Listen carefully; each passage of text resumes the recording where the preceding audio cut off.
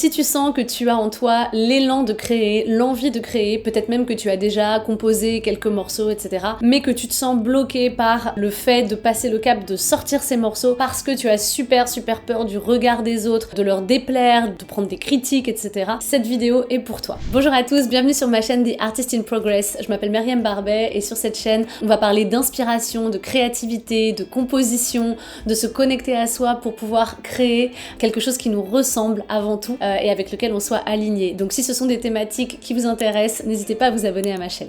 Alors aujourd'hui, dans cette vidéo, je vais parler avec vous d'un sujet qui me semble vraiment très important lorsqu'on démarre un projet créatif et qu'on a l'ambition, ou en tout cas l'envie, l'élan de le partager au monde. Et ce sujet, c'est gérer le fait de déplaire. Accepter de déplaire. Vouloir déplaire même. C'est une chose, d'une part, de se connecter à notre créativité, de se connecter à notre intériorité pour délivrer quelque chose de personnel et là dans notre cas pour créer des chansons qui nous ressemblent. Et on peut tout à fait le faire un peu comme une thérapie juste pour soi et en fait c'est même une chose magnifique et je vous souhaite à tous de vivre ça à un moment, vraiment avoir cette connexion intime avec vous-même où en fait vous avez un canal pour pouvoir exprimer ce que vous ressentez et le transcender dans de la musique ou même un autre art, c'est vraiment, je trouve, quelque chose de magnifique et de très beau en soi. Donc déjà, même si ce que vous le créez pas pour le partager, eh bien c'est déjà génial que vous ayez ce canal et c'est déjà une très belle chose dans votre vie. Maintenant, si au-delà du fait d'avoir créé ces morceaux, vous êtes à l'étape où maintenant vous avez envie de les partager au monde,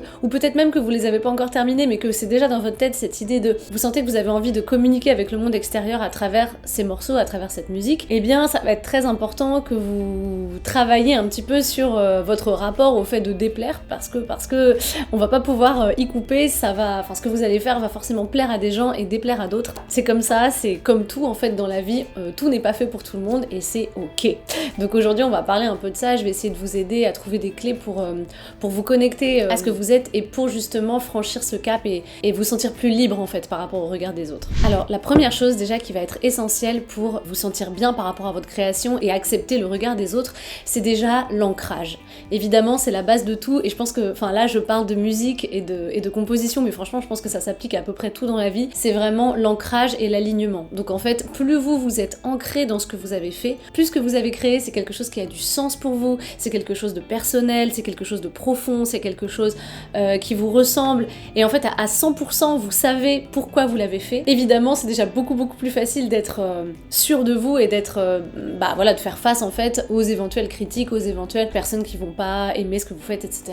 Et c'est un peu comme toute décision de vie, si on est très aligné avec ce qu'on fait dans la vie, avec nos choix de vie, etc., et c'est déjà vachement plus simple de répondre aux gens qui ne vont pas comprendre, qui ne vont pas être d'accord avec vous, qui vont avoir d'autres opinions, qui vont vous critiquer, etc. Même justement la méchanceté, parce que je pense que c'est souvent ce qui fait très peur quand on va sortir quelque chose et quand on va s'ouvrir comme ça, c'est vraiment une mise à nu, quand on montre au monde quelque chose de très intime, de très personnel comme sa musique ou sa création. On a peur de cette méchanceté, on a peur qu'on nous dise des trucs horribles, que c'est trop nul, ou même des critiques parfois d'ordre vachement technique, tout ça peut faire très peur. Plus vous êtes aligné avec le pourquoi et avec simplement vos goûts aussi. Si vous avez fait de la musique que vous trouvez en fait super bien, évidemment vu que c'est la vôtre, vous serez jamais complètement objectif dessus et ça sera forcément plus difficile. En général, on est plus dur avec soi-même, donc vous allez voir tous les petits défauts, etc. Mais si vous pouvez vraiment trouver la force de vous reconnecter à ce grand pourquoi, à cette profondeur, vraiment à ce qui vous a amené en premier lieu à composer, vous aurez vraiment,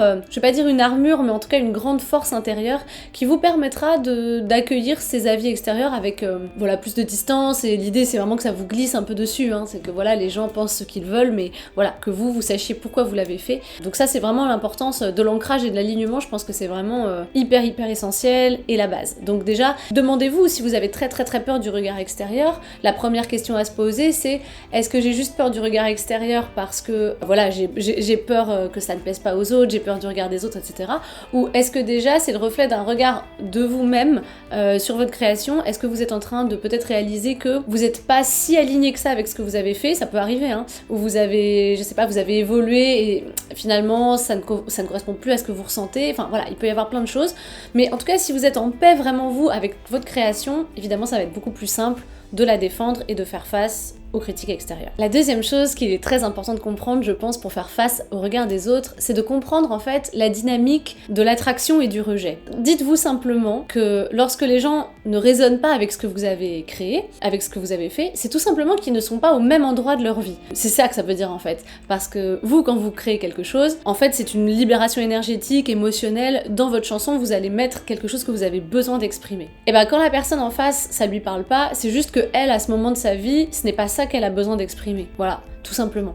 Ou que la façon que vous avez de l'exprimer ne correspond pas avec sa sensibilité, etc. Mais en fait, il faut vraiment comprendre que rien de tout ça n'est personnel. On est vraiment juste sur une histoire de, oui, connexion énergétique et connexion émotionnelle. Ça ne remet en aucun cas en question votre valeur, la valeur de votre création. Absolument pas. C'est simplement qu'à un instant T, cette personne, elle est à un autre endroit de sa vie et que du coup, ça ne résonne pas avec ce que vous avez proposé ou avec ce que vous avez eu besoin de libérer à ce moment-là. Déjà, quand on a compris ça, ça permet aussi, encore une fois, de mettre tout ça en perspective, de se dire que, voilà, la vie n'est pas une course, donc chacun est à un endroit différent, chacun est sur son chemin. Peut-être que certaines personnes ne vont pas comprendre ce que vous êtes en train d'exprimer parce que eux ne sont pas du tout à cet endroit de leur vie, mais peut-être que dans 2 ans, ils réécouteront ce que vous avez fait et à ce moment-là, ça va taper dans leur énergie. Vous voyez ce que je veux dire? Ça nous est tous arrivé à un moment de passer à côté de quelque chose, vous savez, passer à côté d'une œuvre, un film, un album, qu'on redécouvre et on se dit « Ah waouh, j'étais vraiment passé à côté de ce truc ». Oui, bah parce qu'en fait,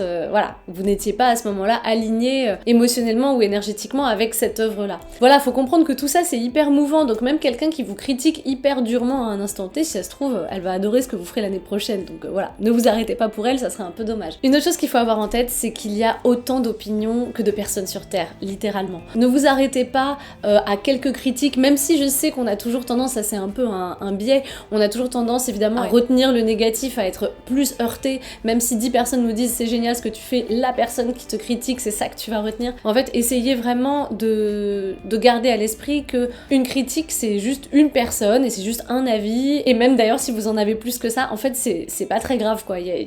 Enfin, d'ailleurs même ça serait presque un peu recommandé dans l'art parce que plus vous allez déplaire et plus ça veut dire que votre proposition elle est un peu forte, clivante, et c'est pas forcément plus mal, hein. Si vous pensez à tous les grands artistes en général, ce sont toujours des personnes qui ont un peu révolutionné aussi les choses par leur mode de pensée, et en général quand on va loin dans une idée ou quand on pousse un concept, enfin voilà, dès qu'on va un peu loin en fait dans une réflexion ou dans une proposition, et bien cette radicalité forcément elle crée de la disparité, elle crée des opinions fortes, des opinions tranchées, et je crois qu'en fait c'est une très belle chose et c'est une très bonne chose, donc en fait n'ayez pas peur de la critique parce que d'autre part ça peut être justement votre meilleur allié et le symbole aussi, le signe que vous avez fait quelque chose de très puissant. Combien d'artistes aussi ont été vraiment décriés sur le moment, au moment de la sortie de leur œuvre, et puis après 50 ans plus tard on se rend compte qu'en fait c'était des génies, des visionnaires, voilà, ça c'est des exemples qui nous montrent que la réaction des gens sur le moment n'est pas très importante et ne devrait pas l'être en fait, hein. Si vous avez fait votre création avec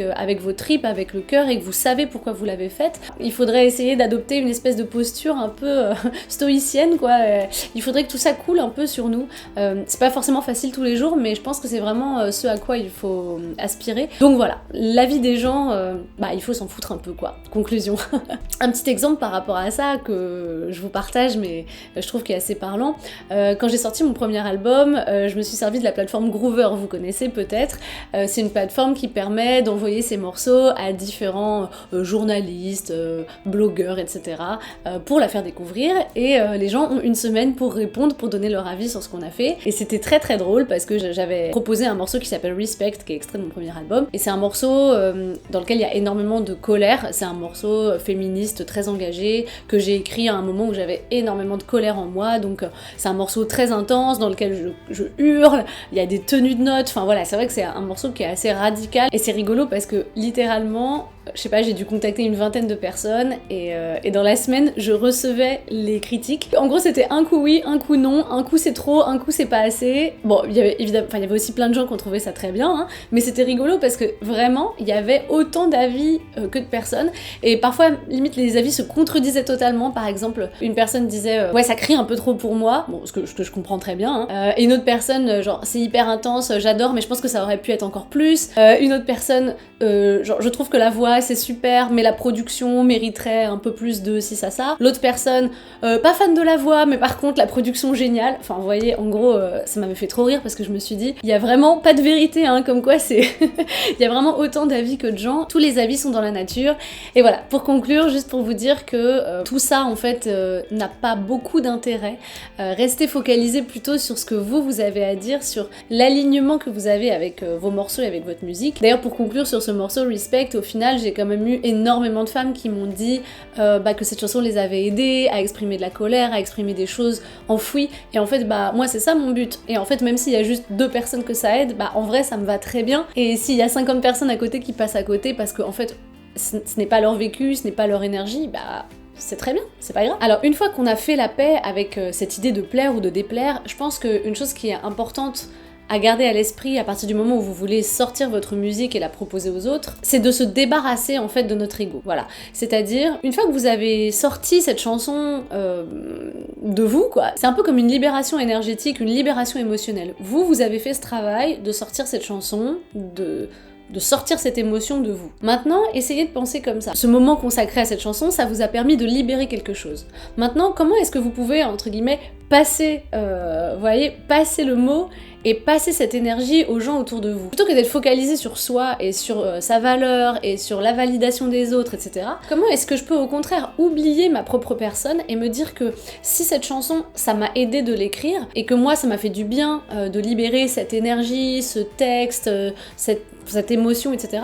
Comment est-ce que je peux maintenant oublier totalement ma valeur et les jugements que je peux porter sur moi-même et juste me dire, je vais prendre ça, je vais donner cette énergie, cette émotion, je vais donner cette espèce de soin énergétique en fait à quelqu'un qui va pouvoir du coup peut-être sur son chemin le recevoir et peut-être que ça va avoir un effet cathartique sur cette personne. En fait je pense que si vous pensez votre art et votre créativité sous cet angle, eh bien c'est vraiment super fécond parce que du coup vous vous détachez de votre ego. Déjà ça vous permet de prendre de la distance aussi avec ce que vous avez fait et puis ça va vous donner aussi la force je pense d'encaisser les critiques éventuelles et de vous dire que vous faites ça pour ceux que ça va aider. Et que si ça vous a aidé vous, il n'y a aucune raison que ça n'aide pas les autres. Vous voyez, on fonctionne en miroir quoi, les humains. Donc si ça vous a fait du bien de libérer cette émotion, les émotions humaines étant quand même finalement assez universelles et un peu, on vit tous les mêmes choses, hein. On vit tous à un moment de notre vie les mêmes émotions. Donc si vous pouvez vous faire confiance dans ce sens-là et transmettre ça aux autres, je pense que ça sera très libérateur pour vous et ça va vraiment vous permettre de faire la paix avec ce regard extérieur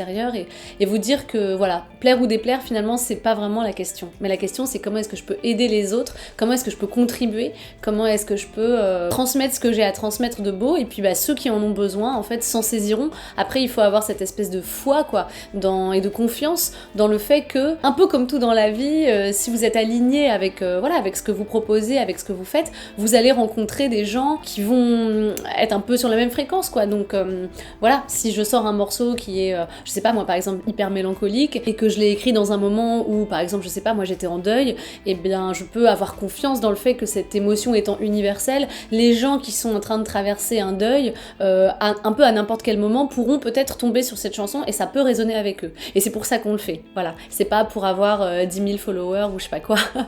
Il faut que ce soit vraiment dans cette idée de transmission d'énergie et je pense que quand vous créez à partir de cet endroit, vous êtes au bon endroit et c'est ce qui va vous permettre de faire circuler l'énergie en vous, vous libérer des éventuelles frustrations que vous pouvez avoir, vous libérer des peurs surtout et avancer comme ça en étant aligné avec vous-même et confiant quoi tout simplement. Voilà, je crois que c'est tout.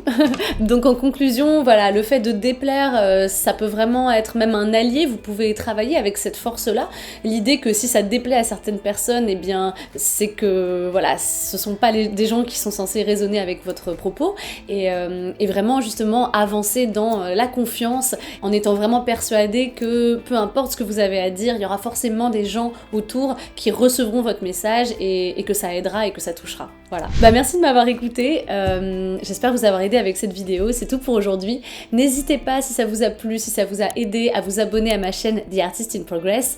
Vous pouvez aussi me suivre sur Instagram et puis je vais proposer très bientôt des formations en ligne, des formations de 10 semaines pour faire ses premiers pas dans la composition, même si vous êtes totalement amateur, même si vous n'avez pas de formation, que ce soit en musique ou de formation pro, voilà, vraiment ça s'adresse à vous. L'idée c'est de se connecter à notre cœur, à notre intuition et de voir comment on peut créer à partir de cet endroit-là des choses qui nous ressemblent, voilà, et qui sont bonnes pour nous. Également, si vous êtes curieuse d'écouter ma musique, vous pouvez me trouver sur toutes les plateformes de streaming. Mon nom d'artiste c'est May et mon album s'appelle With the Lights Off. Vous pouvez le retrouver, voilà, sur toutes les plateformes. N'hésitez pas à aller jeter une oreille si ça vous dit et à vous abonner bien sûr si ça vous a plu. Voilà, je vous remercie encore une fois. Je vous souhaite une très bonne journée et je vous dis à très vite. Ciao!